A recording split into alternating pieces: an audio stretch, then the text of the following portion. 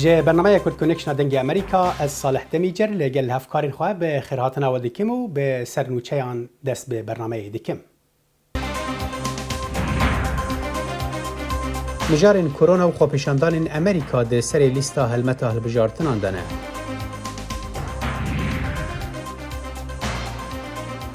اپراسیون ترکیه لحریم کردستان عراق تینا شرمزار کرن.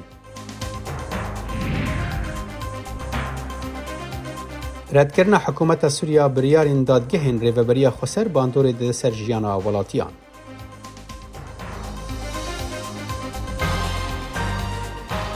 برپرسین راده بلندن یکیتی اوروپی آخافتنان لگل برپرسین چینی لدار دخنه ده دمکه ده که گرجی دناورا وان هر دو هفپاران دا بلند بونه لدور کریزا کورونای و آوای کنترول کرنا بیجین بو هونگ کونگه. یکیتی اوروپی چینه وکو دابینکرا درفتن مزند بینه لید همان دمیده او دبیجه که او دجواریان جی دردخه پیشوان. چین تی تاوان بار کرن که هلمته که آگاهی شاش بریوه بر لدور ویروسا کورونای و فشار دایه سر هن برپرسن اوروپی که هن بلگیان دوی درباره دا بگوهرن. هلمتا سروکی امریکا دونالد ترامپا هلبجارتنین سروکاتی راستی دجوارین بلاونا ویروسا کورونای و خواه بناوی جیانا رشان گرینگه دبه و ده ناوا گلک ناکوکین سیاسی ده ناورا کومارین و دموکراتان ده اف هر دو مجار ده سر لیستا دیبیتن واندانه.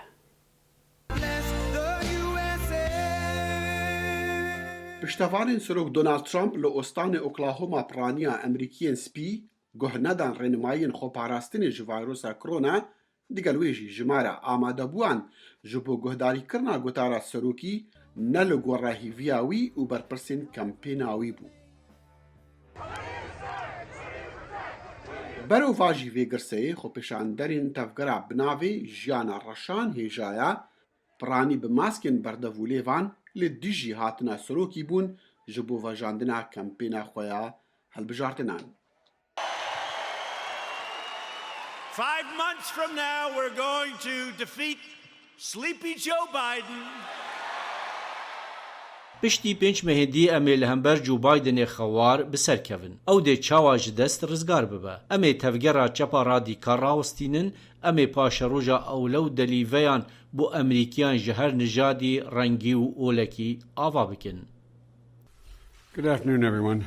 نیارن سروک ترامپ و نامزد دموکراتان جبو هلبجاتنین سروکاتیه دبیجن سروکی بتنی هاش برجواندین خواهایا. I was disturbed, however, to see the president crowing. اسمن دهوش بوم دما من سروک دید سلوگان ارگ بداوی هاد بلند کری لدمکو گلک کار مایا بیتا انجام دان. ایشا گلک امریکیان کرد با. ولات ما راستی زحمترین دم دبا. دونالد ترامپ نزانه چلوی ولاتی دقومه. هرچا با کماریان باوری هیا که ترامپ و گرکا دیا سروکاتی ببا جبر سیاستن چوتن بایدن و دموکراتان. از راوی بر هفکرنه بکن. سروک ترامپ باج لسر مالباتین کری کارکرین بچوک و جودکاران کم کریه. جو بایدن دخوازه باجه بلند بکه. سروک ترامپ برسینگ چینی دیگره. بایدن دخوازه وگره سردما خورادستکرین آبوری. بایدن ده کارین امریکیان جدستوان درخه. شارزا باور دکن افا ناکوه سری پشتوانین تفگرا بناوی جیانا رشان هیجایا وانا ناترسینه. اگرچی او حول ددن تفگرا خواه دور بیخنجی کمپینین هلبجاتنین سروکاتیه لی هر کس باور دکا که درکتنا وی تفگری خزمتا کمپینا بایدن دکا. I would say it's indirectly helping Joe Biden. از دکارم بیجم اوه با آوائه کی نراست راست آلیکاریا بایدن دکه. آماده بونا ملور نجبو پشتوانیا کاندید دموکرات آیا. لی او کسی نها دکوچ کا سپیدا آلیکاریا پیدا کرنا نحزیه کریه. دگل دسپیکا 2021 ترامپ دکوشکا سپیدا بمینایان بایدنی کوته ده 8 سالان جگری سروک بری بو و جاری ببه سروک ارکی سرکی و بزحمت تر جواجاندنا آبوری و راوستاندنا ویروسا کرونا و توایا ارکن بریوبریه دی نهشتنا فرق و جداهی نژادی لدیجی رشان باو دا مرکاندنا هست نحزیه دا ئەمریکادا دەخیلی شەمۆ دەنگی ئەمریکا هەرچەندی ویلایەتین ئەمریکی یەک لێ دوو یەکێ بەندێن ڕێگرتنا لە بەلاڤوونا ڤیرۆسا کۆرۆنایê سس دکنە لێ فرۆشتیهێن جلوبەرگان ڕاستی دژواریên بربچاو dibine ji aliyê firotena cilûbergan de. Firotena li ser internetê herdem bijareke vekiriye li pêşwan lê yekêmbûna daxwaza li ser cilûbergan wan firoşgehan rûberûyî astengiyên rijdî dike. بەهاری 2020 کارەساتبار بوو بۆ سەدەها فرۆشگاکانی فاشن. بەگوێرەی ڕۆیترز ڕێژەی فرۆشتنیان بە لە سەدانەوەت هاتۆتە خوارەوە. شارەزایان دەشڵێن تەنانەت بە فرۆشتنەکانی سەر ئینتەرنێتیشەوە هێشتا نەیانتوانیوە داهاتە لە دەستچۆکانیان بۆ پەیدا بکاتەوە. هەرچەند ئێکە ژمارەیەک لە فرۆشگا بچووکەکان ڕێگەی داهێنەریان بۆ دەستپێکردنەوەی کارەکانیان دۆزیوەتەوە. ئێمە کەمێک جیاوازترین لە کۆمپانیەکانی فاشن کەڵەکانمان بۆ ماوەیەکی درێژخایەنتر لە کۆمپانیا گەورەکان ئەمێنێتەوە چونکە تایبەتمەندە بۆ چینێکی خەڵکی تایبەت هەندێک جار ساڵێک یا زیاتر پێ ئەچێت تا کاڵەکانمان بۆ ئەفرۆشێت. ئێمە لە دەرەوەی ئەوەی وەک فاشن بیری لێ ئەەکەیتەوە بوونمان هەیە ئەوی سەبارەت بە کارانە نییە کە ئەیکەین بەڵکو پۆشاک و جلوبەرگێک ئەفرۆشین کە 10 ساڵ و 20 ساڵ لەمەوبەر لەبەر ئەکرا. هێشتا ڕوون نەبووتەوە گەر کۆگا و فرۆشگاکانی فاشن بە هەمان ئاستی بەرلەپەتای کۆڤید-19 کار بکەنەوە. لە ویلایەتانەی هێدی بربەستەکانی داخستنی بازاڕەکانیان هەڵگرتووە ڕۆژانە کراونەتەوە بەڵام بە توانایەکی کەمترەوە. مەرجی پشکنینی پلەیلەشی کڕیاران لە کاتی چوونە ژوورەوەدا دانراوە و لە زۆربەیاندا ژوورەکانی جلوبەر تاقیکردنەوەش هێشتا داخراون. ئەوە گەشتبینیەکی مایل لە ڕاوکەیە. ئێمە لەسەر قەراغ شۆستەکان کراوە ئەبین. ناشزانین ئەوە بەمانای چی دێت. ئەگەر هەموو کەسێک دەست بەجێ دەست بەکار بکاتەوە بەڵام خۆشحاڵین چونکە وانیشان دەدات بەرەو پێش دەچین. شارەزایان دەڵێن لەو دەمەی زۆربەی بازار و فرۆشگاکانی فاشن دەکرێنەوە ئەوە داشکاندنی گەورەی نرخ بۆ کاڵەکانیان ئەکەن. ئەمجارەش نەک لە ڕێی ئینتەرنێتەوە بەڵکو لە ناو فرۆشگاکانیشدا. پشتی ێریشên azmaniyên Tirkiye dijî bingeh û şervanên pekekê li herêma Kurdistana Iraqê hêzên komandoyên Tirkiye dest bi êrişekê li ser erdê li herêma Heftanînê li gor Wezareta Berevaniya Tirkiye dikine. Ev êriş bû sedema xwepêşandan û nerazîbûna xelkê herêma Kurdistanê. Pemnêrê me li Silêmaniyê raportek divê derbarê de amade kiriye. ئۆپراسیۆنە سەربازیەکانی تورکیا بۆ سەر گەریلاکانی پەکەکە لە خاکی هەرێمی کوردستان لە ناوخۆ و دەرەوەدا کاردانەوەی جیاوازی لێکەوتەوە. لە ماوەی ڕابردوودا سوپای تورکیا هەستا بە ئەنجامدانی دوو ئۆپراسیۆنی سەربازی لە ژێر ناوەکانی چنگی هەڵۆ و چنگی پڵنگ کە تێیدا نزیکەی 500 خاڵیان کردە ئامانج و هێزی کۆماندۆی تورکیان دابەزاندە ناوچەی حەفتانین. لە ئەنجامی هێرشە ئاسمانیەکاندا کە کرانە سەر ناوچە شاخاویەکانی قەندیل و کەمپی مەخمور و شەنگال بە گوێرەی راپۆرتەکان 5 هاوڵاتی سیڤیل گیانیان لەدەستدا و ئەمەش ناڕەزایی زۆری لێکەوتەوە. هەمومان نەزانین دەوڵەتی تورکیا بۆمبارانی خەڵکی ئەزیدیای خاکە ئێشتر خوێنی شەیدەکانیان وشک نەبووە ئێشتر ژنەکە ڕفێنراوەکان لایەن داعشەوە نێنراونەتەوە. بردومانی کەمپی ئاوارەکانی مەخمورەکە لە پشتی هەولێرەوە لە وڵاتی خۆی دەری کردوون دووبارە هاتونەوە لێش وەکو پەناوەر دیسانەوە بەردومانیانەکە. لای خۆیەوە هەریەک لە حکوومەتی هەرێمی کوردستان و حکوومەتی عێراق ئیدانی هێرشەکانیان کرد و داوایان لە تورکیا کرد کە ڕێز لە سەروەری خاکی عێراق و هەرێمی کوردستان بگرێت. بەڵام فاتح یڵدز باڵۆزی تورکیا لە بەغداد بە دەسەڵاتدارانی عێراقی وتووە ئەوان بەردەوام دەبن لە شەڕکردن دژی پەکەکە ئیتر لە هەر کوێیەکدا هەبن. مەسەلەی لە شەشکێشی تورکیا بۆ باکووری عێراق شتێکی تازە و شتێکی نوێنەوە چەندی لەشکرکێشی تریشی بەدوایە دێت و پشت بە مەسلەی زیندووکردنەوەی معاهدەی ئەنقەرە ئەبەستێت کە لە بینی بەریتانیا و تورکیایە لە ساڵی 1926 ڕوویداوە بۆ لەبەرەوەی کە ئەم ئیتفاقیە باس لە حیمایە جوغرافیای سیاسی عراقی و حیمایی تورکمانەکانی کەرکووک دەکات. لەسەر ئەساسی ئەم ئیتفاقیە ئەم لەشکرکێشی ئەکات و پێی وایە کە جوغرافیای یەکپارچەی خاکی عراق و مەسلەی وجودی تورکمانەکان لە عێراق لە مەترسیایە. لای خۆیەوە دەستگای USCIRF سەر بە ویلایەتە یەکگرتوەکانی ئەمریکا بۆ ئازادی ئاینی ئیدانی هێرشەکانی تورکیای کرد بۆ ناوچەی نزیک لە سڤیل و داوای لە سەرۆکۆماری تورکیا کرد کە بە خێرایی هێرشەکانی بوەستێنێت. ڕێباز مەجید، دەنگی ئەمریکا، سلێمانی. بله هر لدور وان ایریشان و پیواژون داوین اپراسیون ترکیه لوان هرم سینوری شارزای کاروبارین روجلاتا ناوین اندریو اپوستولو که لواشنطن پایتخت دمینه لگل هفکار من بلین صالح هنشیرو ودان.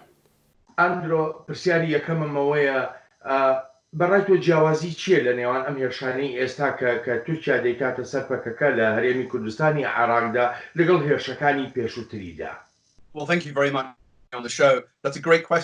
سپاس بۆ میواندارێکە تو ئەمە پرسیارێکی زۆر باشە. ئەوەی کە ئێستا ڕوودەدادەوەیە هێرشەکان لە ئاستێکی زۆر گەورەتردان و جێی نیگەرانین کە ئەو هێرشە ئاست گەورانە درێژە بکێشن و لە هەمان کاتیشدا دەشێت بە مانای هێرشی گەورەتری زەمینی تورکیا بێت. جا لە زۆر ڕۆوە پەرەسەندنێکی گەورەیە. بەڕاستی نابێت ئەم هێرشانە کەس تووشی سەرسوڕمان بکات. چونکە شەڕی تورکیا و پەکەکە بەردەوامە و پرسیارەکەش لەوەدایە ئایا استراتیژیەت و تاکتیکی هەردوولا چییە؟ بە چ ڕێگەیەک دەتوانرێت بگەینە چارەسەرێکی سیاسانە؟ من بۆ خۆم هیچ شتێک لە ئێستادا نابینم بەو ئاراستەیەدا. باشە من کاتەرەم پرسیارەیان مۆ لە خۆتی یەکەم ئەو استراتیژیەتانە دەبێت چی بێ؟ هەم تورکیای بێ و هەم پەکەکەشەی بێ.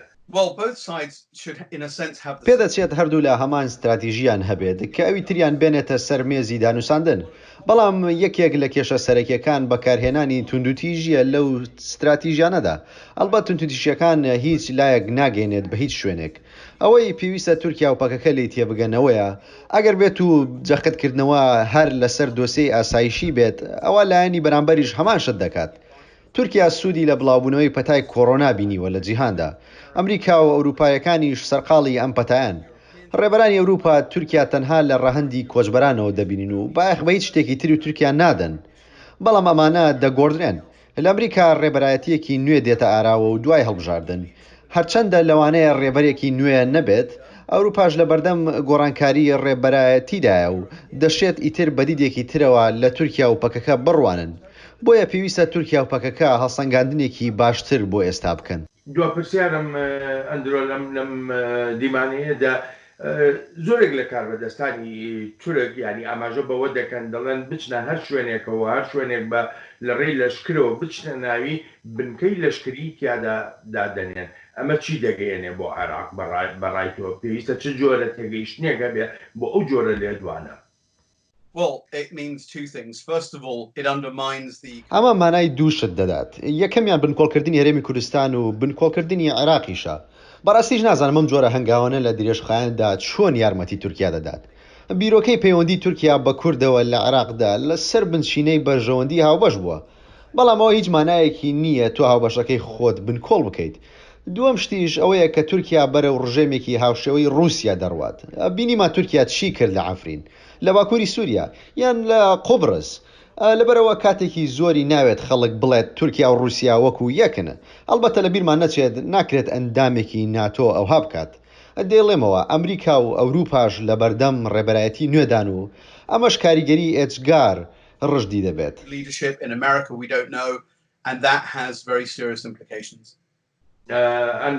زۆر سپاس دەکەم. دگەڕا لە جهەکی ئارام ji بۆ خۆ و ماڵباتên xwe penaberên cîhanê rastî gelek zor û zehmetiyan tên û gelek çîrokên diltezîn hembêz dikin. Mehmûd Kino ji xelkê Kobaniyê ku di rêveçûna xwe ya penaberiyê de ji Kobaniyê heta Londonê du caran rûberûyî mirinê hat.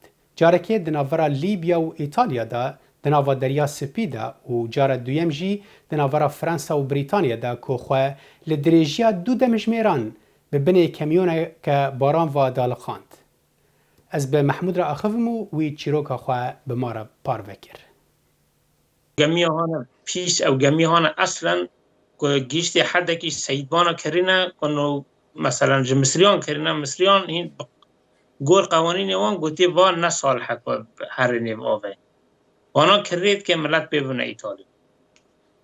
ام چیشکی مشیان ایشی ساعته که گو شخوته خرابه بی ورن آوه ساتلا کاش دبر محرک دا مساتلا چو آف شکر ام سه ثانی جی فکر ایمه دوه درکه دا نامینین ام بدرشن سه ثانی بدرشن جیبین دخانه و اوه ام آوه چد کن خواب هفت دو گیرن درده کم چد کن جلمه لیمه و اوه ما و قطیان و او بون ام بوی حالی جی چو 12-13 ساعتا على أساس رحلة حياة إيطاليا شلو حي ساعة 12-13 ساعات سفينة بجاردة خرابة يعني محركة جلي خص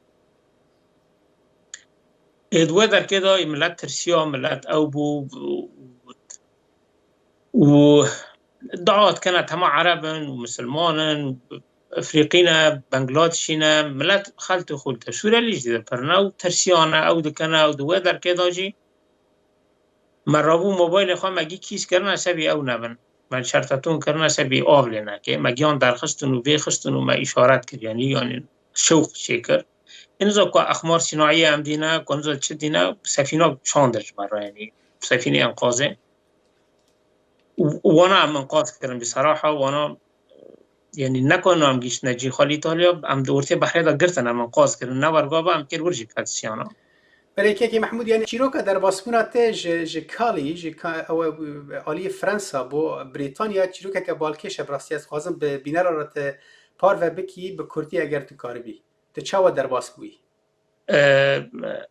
هر با پرا پر دو خواست من از چون جمع هنه کاسه کنیم گو ام خسر شبکه را شد کنه شبکه و دارن خواهد کنه بین شاهینان رو در باستون در براستینی از نظانم چطوریه مسئله فکرم به قولای یعنی که هر اید هم در باست او در کردن شاهینا گرته بون اوجی ملت بو در رویه یعنی ملت لوان دنیری لو ما هم به قولایی کتنا بن یعنی ملت گی بوان مشغول بو پولیسی بوان مشغول بو ما هم کتنا بن شاهینا که هر که کتنا بن شاهینا که او چی در باست بو در باس بو در گور ما بهیستی گور تجارب پیش منگی در باس بونه انو لوی در کت الباجار که دو برا کتشتود گی کت پیربی خواهد تسلیم پولیسی کت و مجی ورگا کل بسه و اجتون بیوین ها بسکنه و باران دباره و باران تکر وانی بینی که ساتل هم سرم در رود که چدکی که و بای قرمی ته و بنوی در کت مخال سر پشته کدی مخابوه حسنا گرتی من چشکی مسافه که نیف ساعته که چو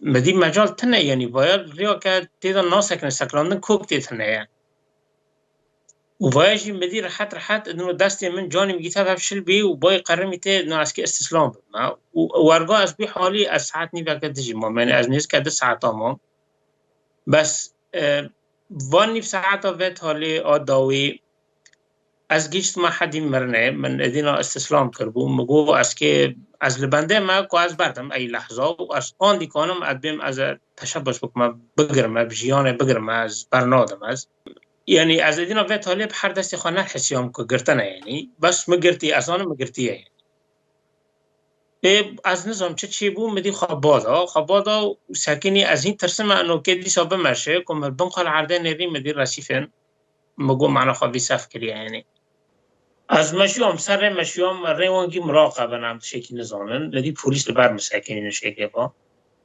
گو خیره چه هیا چرا فکرام ببینه مکناوی خرابه بی چه مسئله یعنی گو دیرندی تی مشکلیت هنه مگو اری مشکلیت مهنه گو چرا مگو ازی چطوری و بس مگو شورا کرد وانا جیدا فهم کرد تلفون جهت که کرن او کرن ایسکا کرن بو یعنی قحوه خدامن گو قحوه بیشه کرن کیش میساج مرانی المکر او کرو از برمج ادینا تسلیم حکومت بله چما یک وها جیان خوا دخمه ترسیه و دخوازه جوالات خود دور بکوه و ببه پنابر لولاته کیدن.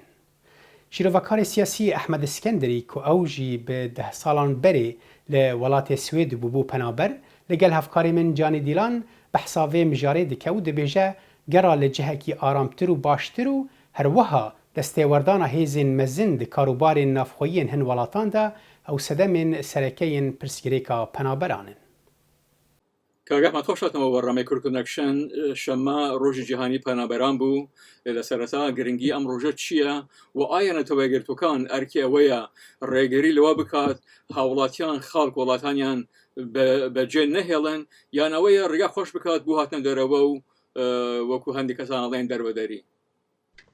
من پێم وایە ئەرکانەوەیە کە بەرەوڕوو بن لەگەڵ ئەو دیاردەیە کە پێش دێ کاکزانی یەکەم ڕۆژی کۆچبەران کە دیاریکرا کلیسای کاتۆلیک لە سەرەتای جەنگی جیهانی یەکەمان ڕایگەیان دوایی لە 1950 لە ئەنجامی ململانەی بینی سۆڤیەت و ئەمریکا کۆنڤانسیۆنێک دامەزرا بۆ پەنابەرانی سیاسی کە زۆرتر ڕووی لەوە بوو کە کەسانی لای سۆڤێتەوە بێن بۆ ئەملا دوایەوە پێش ساڵی 2000 ڕێکخراوەی یەکێتی ئەفریقا ڕۆژێکیان دیاری کردبوو لە مانگی یەکە بۆ مەسلەی پەنابەران کە دوایە ئێستاکراوە بە نێو دەوڵەتی ئەم دێرە ئێمە لەسەر سێ چەمکی جیاوازی لێرەدا هەیە یەک ئاوارەیە یەک پەنابەرە یەک کۆچبەرە هەر لەم سوێدە کە من دەژیم لە ناوەڕاستی سەدەی 19ەوە هەتاوەکوونێ شەڕی جەهانی یەکەم لە هەر چوار سوێدی یەکیان چوون بوون بە پەناهەند ینی ئاوارە بوون و کۆچیان کرد بەرەو ئەمریکا و هۆکارەکەی هەژاری بوو جیاوازی قوڵی چینایەتی بوو بێمافی چینی خوارەوە بوو تەنانەت نەژنان نە پیاوان مافی دەنگدانیان نەبوو لە چینەکانی خوارەوەی کۆمەلگا وای لێ هات دەوڵەت تەمەشای کرد خەڵکەکە خەریکن چۆڵ یەکەن کۆمیسیۆنێکیان دانابزان چی بکەن و هەڵبەت شەڕی جەهانیش پێشی پێگرت بۆیە مادام کە کۆچبەر پەیدا بوو مادام ئاوارە پەیدا بوو تەبعەن نەتەیەگرتوەکانی ژەکەوێتە بیریەوە کە چارێکی بۆ بێنێتەوە مەزانین بارودۆخ لە وڵاتان زۆر ڕێکەوە تاوەی تر جێوازە پرسیارێکە ئەوەیە بۆ کەسی وڵاتی خۆشەویستی خۆی بەجێ بهێڵێ ئەمە پرسیارێکی زۆر گرنگە کاکجانی ئینسانەگە کەس دەبینێ مەسەرەن خەڵکی بەشەکانی تری ئوروپا وڵاتانی تری ئوروپا لێرە بینی یا لێرە دێن بۆ ئەمریکا هێندێک کەس دێن بۆ خوێندن یان پارەیان هەیە دێن بۆ کارێکی سەرمایەک دانێن لە جێگایەک ئەوانە هاتوچوش بۆیان ئاسانە و دوایش کەمانەوە زۆر مەیلێکی وایان نییە تەنانەت ئەوانێکی کە وەکو پەنابەر هاتوون یا بە ئاوارەیی هاتوون وەکو کوردەکان زۆر جار کە لێرە مانەوە ئیتر نیشتەجێ بن لەبەرەوە ژن و ژنخوازی دێتە پێشەوە هاوسەرگیریە کرێ و مناڵ لێرە لە دایکە بن ئیتر ئەوە دەبێ من پێم وایە هۆکارەکەی ئەوەیە کە ناتوانن یان بەهۆی سیاسی یان بەهۆی ئابووری یان جاری وایشە بەهۆی خزمایەتی و مشکلێکیان بۆ پێشدێ کە دەبێ وڵاتەکە بەجێ بێڵێ ئەمڕۆ ژمارەیەکی زۆر لە کوردی ڕۆژهەڵاتی کوردستان لە باشووری کوردستانن لە تورکیا لە وڵاتانی ئەوروپایی و هەروها لە ئەمریکا دەکرا ئەم کوردانە وڵاتیان بەجی نەهێڵایە بەڵێ دەکرا هەڵبەتە بەشێکیان وەک عەرزم کردی وەکو ئەو کۆچبەرانەی سوێد یا کۆچبەری وڵاتانی تر ئەوانە بە دڵخوازی خۆیان هاتوون بەشێک بۆ خوێندن چوون لەوێمانەتەوەی تر نەگەڕاونەتەوە بە نیسبەتی ڕۆژهەڵاتەوە شەپۆلێکی زۆر گەرم شەڕی ئێران و عێراق بوو کە بوو بەهۆی ئەوەی کە خەڵکێکی ێزگار زۆر ئاوارە بوون جگە لەوەیش تەبعاً شۆڕشی خودی کوردستان وای کرد کە هاتوون بەداخەوە ئەوانەیان کە چوون بەرەو تورکیە ژیانێکی خۆشیان نییە و تەنانەت لە باشووری کوردستانیش زۆر کەس لە دۆخێکی دژوار ئاژین کاک ئەحمەد بۆ دەبێ کەسێک بەکارێکەوە تێگەلاوە چ سیاسی و یاخۆ شەڕی چەکداری هەموو خانەوادەکە بەو هۆیەوە توش بن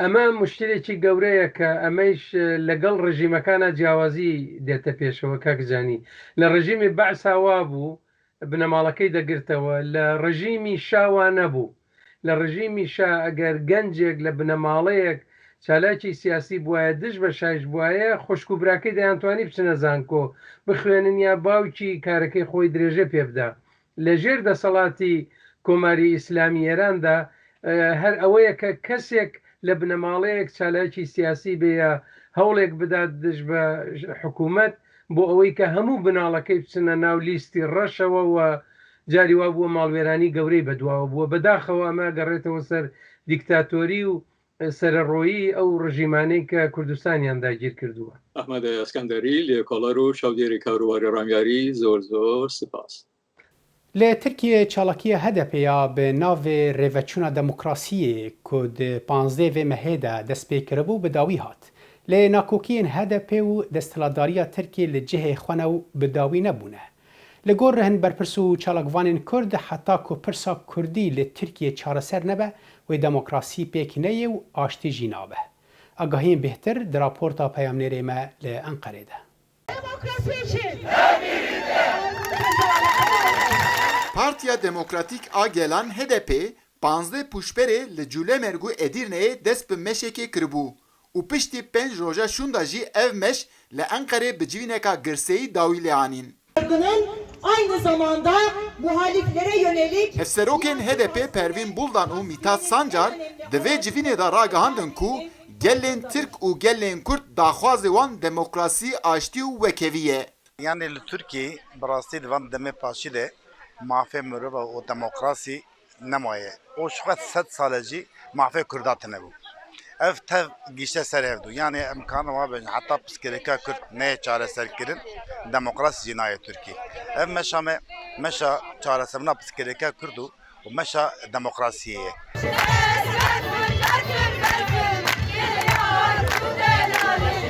لأنقره gelek kesî pêşwaziya meşteran bi çepûk û dîlanan kirin. Me çok xas me pêkanî ev gelek serkeftî bû.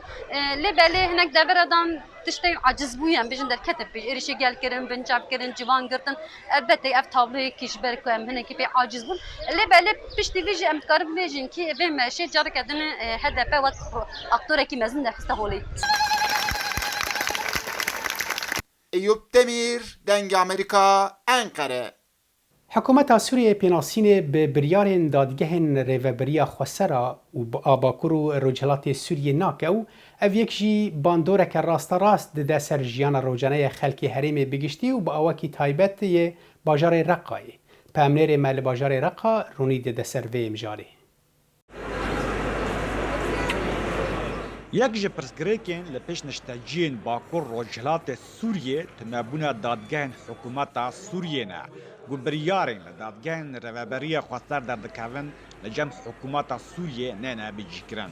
Tevî gu zagûnên têne bikaranîn heman zagûnên hikûmeta Sûriyê ne.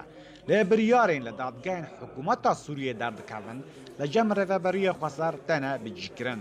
Ji bilî biryarên xaniyên li navçeya Bakur Rojhilatê Sûriyê dikevin. وجكارة دادگاهن رهبرية خسارا. قرارات الصادرة عن الدولة السورية. بریارên ji aliya hikûmeta Sûriye derkevin û bicihkirina wan li rêveberiya Xweser bi taybet derkeftina biryarên dadgeha Sûrî bê amadebûna peywendîdaran hêzaxuya qanûnî heye û têne bicihkirin lê mixabin biryarên dadgeha rêveberiya Xweser ji aliya hikûmeta Sûrî ve heta niha çi hêza qanûnî nîne. Ji bilî tunebûna dadgehên hikûmeta Sûriyê saziyên dokûment û pelgeyên fermî li piraniya bajarên rêveberiya Xweser tunene. Gu hikûmeta Sûriyê gelek astangiyan li pêş ên dixwazin pelgeyên fermî bi dest xin çê dike. Ji şopandina siyasî û emnî ji welatiyan re. Gu berava jî hikûmeta Sûriyê rêveberiya Xweser bi hêsanî hemû dokûment dide yên derbasî navçeya rêveberiya Xweser dibin. يعمل مكتب التوثيق المدني في الرقة على استخراج Ofîsa belgehên sivîl karê derkirina nasnama bû kesên ji dervê cîhan rêveberiya Xweserî tên û pêdiviyên hatnoçûna wan sanahî dikit da bikarin karê xwe ya rojane bicih bikin bê astengî. Rêberkolo, Dengê Amerîka, Reqqa. Li vir Kurd Connection îro bi dawî tê bimînin di nav xêr û xweşî.